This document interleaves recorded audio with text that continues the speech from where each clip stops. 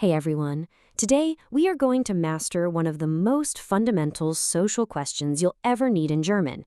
Seriously, you'll hear this everywhere, from filling out official forms to just making new friends. So, let's jump right in. You've probably been asked this a million times, right? Are you married or single? It seems so simple, but in German, how you ask this question is a huge deal. In fact, it's just as important as the answer you get back. So that's our goal today, to get you feeling totally comfortable asking and answering this.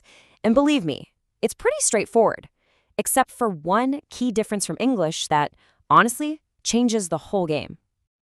Okay, first things first. Before we can build the full sentence, we need the basic building blocks, right? Let's check out the keywords we're going to need. So, the German word for married is verheiratet. Kind of rolls off the tongue, doesn't it? Let's break it down. Verheiratet. Try saying it with me. Verheiratet. Nice. And what if you're single? Well, the word for that is ledig. Much simpler, huh? Ledig. So we've got our two main statuses, verheiratet and ledig. Now we're ready to actually build the question. All right, this next part is the absolute heart of today's lesson. You see, in English, we just have one word for you, but in German, they have two.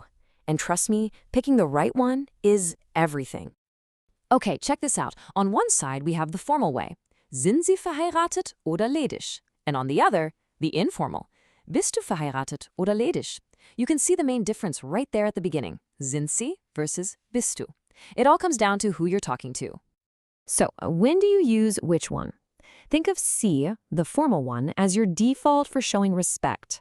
You'd use it with strangers, a police officer, someone older than you, or definitely in a business meeting.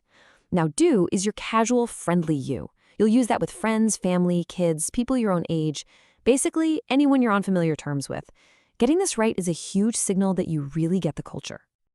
Okay, so you've learned how to ask the question in two different ways.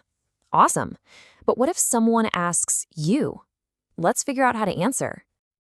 The good news is, answering is super easy. It's basically a two-step formula. You just start with ich bin, which means I am, and then you just pop your status on the end. Seriously, that's it.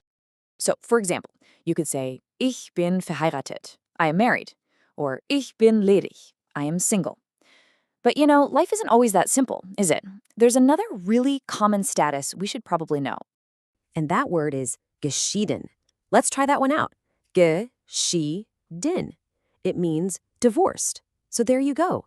Now you've got three solid options to tell people your marital status. All right, we've got the questions, we've got the answers. Let's put it all together and see what this looks like in a quick little back and forth. Okay, let's imagine a formal situation. Picture this. You're at a registration office, and the official behind the desk looks at you and asks, very politely, Sind Sie verheiratet oder ledig? Your answer would be simple and to the point. Ich bin verheiratet. I am married. See? Formal question, clear answer. Perfect.